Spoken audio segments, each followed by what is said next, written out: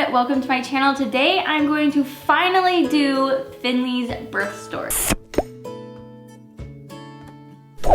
I filmed this video probably just a couple weeks after he was born, but I was still going through a lot of emotions at that time. I was definitely still trying to process the birth, really trying to figure out like why things happened that way. And although I may not have answers to those questions now, I feel like I'm able to finally process it a little bit more. I have a beautiful son, he's 10 months old, everything's fine, and I think I've learned a lot from that birth process. So as most of you guys know, I did start prodromal labor pretty early on, maybe like a week before my due date. And so I think a lot of the emotions leading up to the birth, I felt like I'm gonna go into labor, it's gonna happen, like my body knows what it's doing. As a lot of you guys know, I had a very detailed birth plan. My vision for my birth was something that I worked with my midwife towards. What we decided was we wanted to go ahead with a vaginal birth after a cesarean. It's called a VBAC. It was something that I felt that I really wanted to do. My midwife really encouraged it. She felt that my body was perfectly capable. I didn't try and have a vaginal birth and fail with Ollie. He had his own issues which led to a C-section, and so she really felt confident that I could give birth and that a VBAC was a great option for me and Finn. So my birth plan was I wanted to labor as much as I could at home. I wanted to get to the hospital. I wanted to really try for a natural birth, knowing that if I needed an epidural, I could get one, but really try and do this as natural as possible. If I ended up with a C-section, I was not like gonna be completely devastated whatsoever. I would just wanted to try as hard as I could to have the best birth experience that I could for me and Finn. Something that I really didn't talk about on the vlog was a few days after my due date had happened, I went to a appointment, and at this point I was definitely very uncomfortable. I was ready to give birth. I was like, okay, I'm past my due date, it's time to have a baby. And the midwife said, well, how about you go home and you try castor oil, which is something that is very controversial, but my midwife is like, look, just stay very hydrated. It is a very uncomfortable thing to take. Basically what you do is you consume an ounce or two of castor oil, and then what happens after is very disturbing. You basically have very bad bowel movements. It's really gross, it's really uncomfortable, but whatever is in the castor oil basically helps your body contract and start labor if your body is ready. I went ahead and did that. I drank lots of water, I came home, I did my castor oil. I had a very terrible experience. I was like, what is this stuff? I have never had anything like this happen to me before.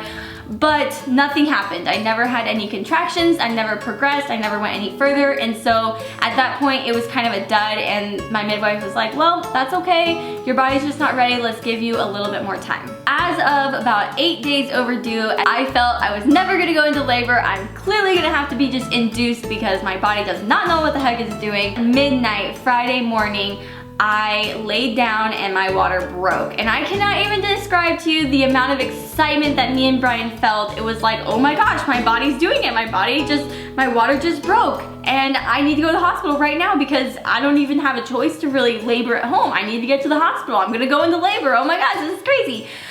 So we quickly got everything in the car. I got my parents, my sister came to watch Ollie, and we rushed to the hospital. They went ahead and checked. They said, yep, your water is broken, you're in labor, yippee, let's do this. So basically I spent 16 hours really trying to induce labor. At this point I wasn't having consistent contractions, I wasn't even really progressing as far as my cervix. I had been walking, I had been bouncing, I had been doing everything I could possibly do to get these contractions going, and really nothing had happened. My midwife came in and she said, you know, we really want to get you going before the 24-hour mark because your water is broken. So you know, she was like, there's a couple options that we can do. I really wanted to try nipple stimulation. It was something that I felt like we could do that, and that's supposed to be a really good way to start your contractions.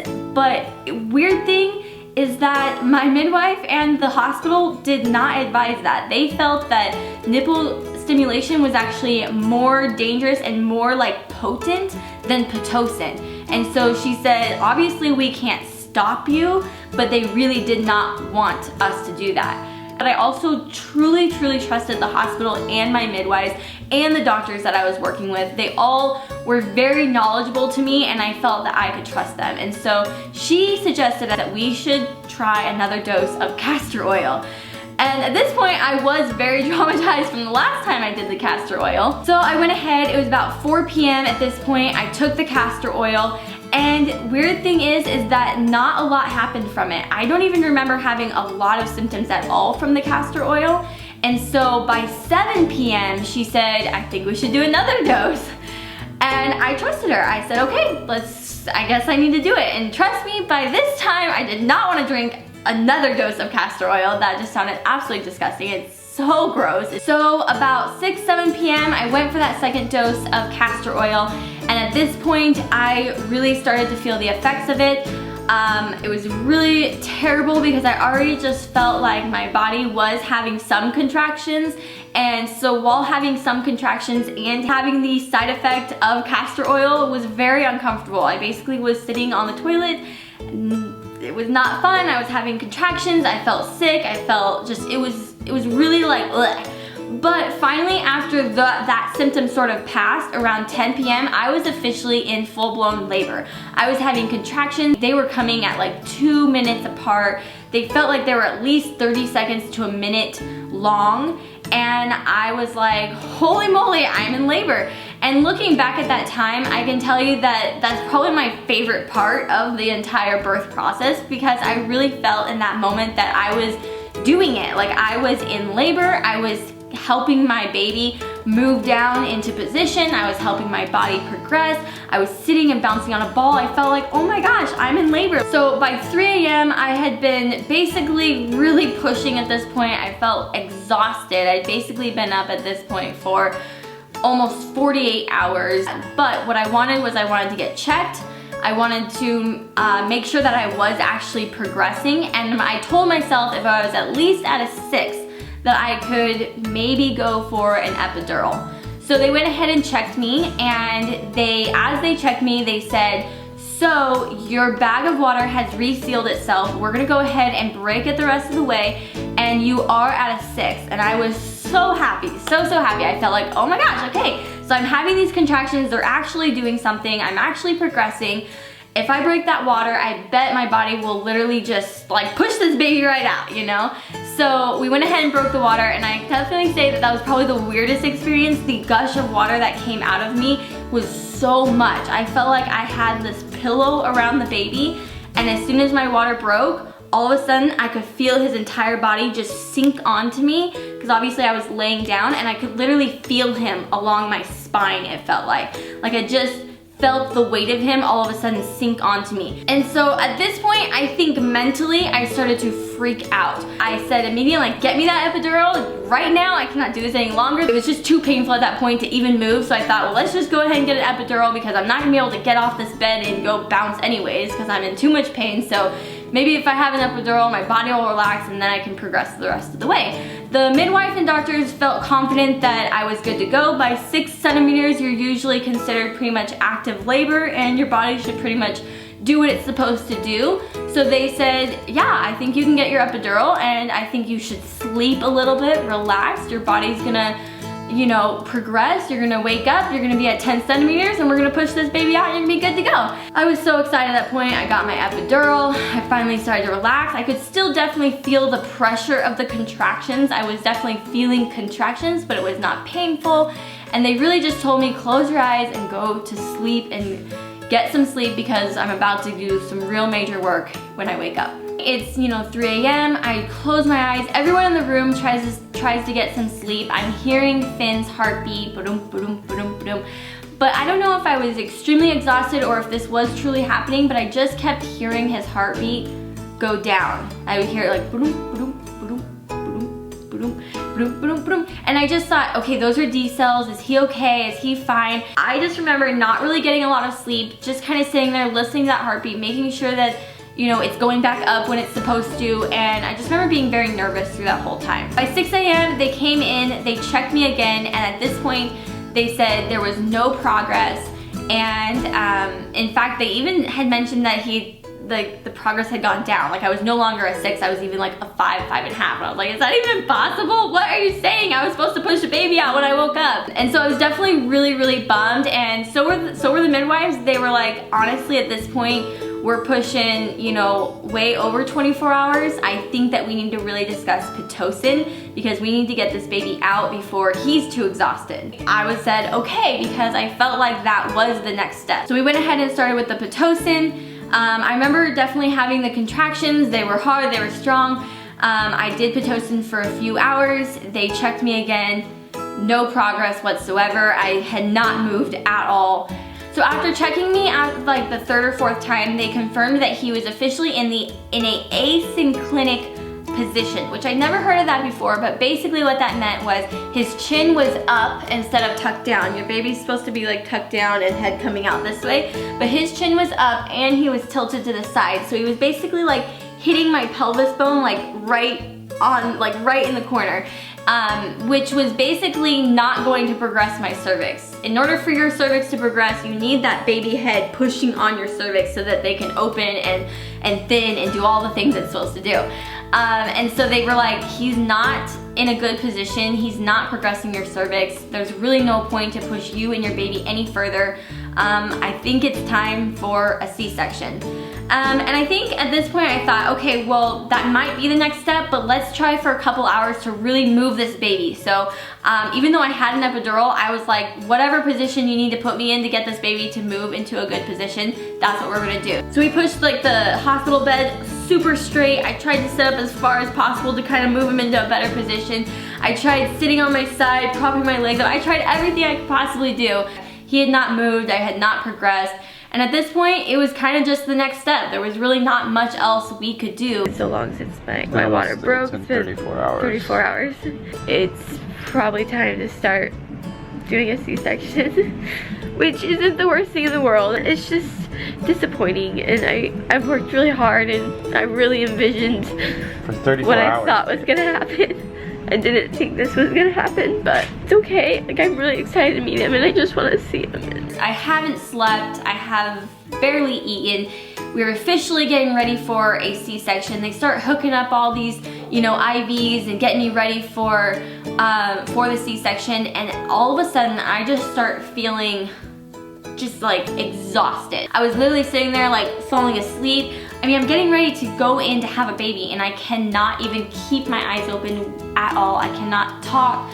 I can't do anything. One thing that I remember is they said I could bring 2 people into the room, which is something that I absolutely loved when I did have a C-section with Oliver. I was able to bring Brian and my mom in the room. They both are huge support for me, and I was so happy that I could have that, especially when Brian needed to be with Ollie. My mom was able to be with me and kind of talk me through what was going on. I went ahead and chose to have Brian and the photographer come into the room with me during my C-section. Looking back, I mean, I love my photographer. I definitely consider her more of a friend than an actual photographer. But because of what happened after, I do wish that I would have had my mom there, because I was very freaked out, very like scared. The doctors really guaranteed me, like, you're gonna have a great C-section, you're gonna have a baby, everything's gonna be fine, it's gonna be very magical, so you probably aren't gonna need like your mom there or anything like that. I have a pretty normal C-section, so he's finally born. They rush him over, and they basically immediately tell me that he seems swollen, and at this point I'm scared. I think they finally show him to me after about 30 minutes. I get to see him for a minute, I get a glimpse of him, and again, I'm very out of it. I remember even seeing him for the first time, I'm literally like trying to force my eyes open to see my baby for the first time. So I give him a kiss, I'm like so happy that he's here, but they quickly whisk him away, and he's gone. He's just gone, and Brian goes with him. I've got my photographer Crystal with me, and I'm trying to stay calm, but I'm definitely freaking out. Finally, what again feels like eternity, they get me to recover, and I remember finally starting to feel like normal again, but just so emotional, just crying so hard, so heavy, feeling like, where is my baby? Why haven't I seen him? Why haven't I held him? Like, I need to nurse him. I need him on my chest. I need my baby, you know? I mean, he literally was just born, and I've barely even seen him. And I remember just telling my mom, like, you should have been there, like, why weren't you with me? Like, I don't understand what is going on. I start receiving pictures from Brian and him kind of telling me what's going on, and basically informed me that while doing blood work, they saw that his sugar was low, and so they were going to be giving him formula, which I was very uncomfortable with, not happy with at all. Of course his blood sugar was going to be low. We hadn't eaten in a while. And so I just thought, you need to give me my baby. I need to nurse him. Don't give him a bottle, give him to me. But they would not let me leave recovery until I could wiggle my feet. And I remember literally forcing my feet to wiggle. And I don't even think they could wiggle, but I just like moved them a little bit and I said, please take me to my baby. At this point, it has been like 2 to 3 hours since he'd been born. I just felt like a wreck. I felt like, what was this? I worked my entire pregnancy and my entire birth to have the best birth experience for him and me, and here we were 2-3 hours, I hadn't even seen him, and I just thought, where did I go wrong? What did I do? After finally seeing him, I remember just being sad. I know. I remember finally getting to hold him, and he was swollen, he was bruised, he was bleeding. They at that point had given him medication because even to touch him, he would burst into tears because he was in so much pain. They finally did an ultrasound and confirmed that he had not had any bleeding, but basically he was just very swollen and in a lot of pain from the labor process, which of course made me feel so guilty. I had tried so hard to have this amazing birth experience, but in the end, it completely backfired. In fact, made the birth experience completely the opposite of what I wanted, and he was now in extreme pain, had blisters on his eyes, on his face. Shortly after that, I started to finally feel normal again. I had him, he was okay. There was nothing very wrong with him. I just felt bad. I felt sad. I felt like everything, all the choices that I had made, like I could not figure out where I went wrong. And at this point, to this day, I couldn't tell you where I went wrong because I felt like throughout the entire process, I was just trying to do the best choice that I could make throughout the entire time. I will say I am a bit angry at my hospital, at my doctors, and my midwives. I do feel that they kind of failed me. I feel like they knew he had been laboring for a while, so he probably was not bleeding internally or having any issues. They should have just given me him. They should have let me nurse him. But it's the choices that they made in order to protect him. I don't feel like they were trying to do anything malicious. It's just like, I feel like if they had thought about it and been like, he's okay, he'd just been laboring in a bad position for a long time, they should have just given me the baby. But it is what it is, and he's okay, and I'm perfectly fine. This is Finn. He is now 10 months old, and I have to say, I think I have a very great bond with him despite anything that happened during the birth. I think that he actually ended up being more of a mama's boy than Ollie is, and he doesn't care whatsoever happened at the birth. He doesn't remember, and that's all that really matters. My biggest thing when filming this a few months ago was I was not ready for people to tell me like, well, you should have done this or you should have done that. And maybe I'm still not ready for that, but let me know what you guys think. You know, who failed? Was it me? Was it the doctors? Was it my midwife? Was it the hospital and their weird rules about nipple stimulation and Pitocin? I don't really know. But you guys let me know what you think, and let me know your birth story. If you have a crazy birth story, I want to read it in the comments below. Give this video a thumbs up if you enjoyed it. Can you give some kisses? And we'll see you guys in my next video. Bye!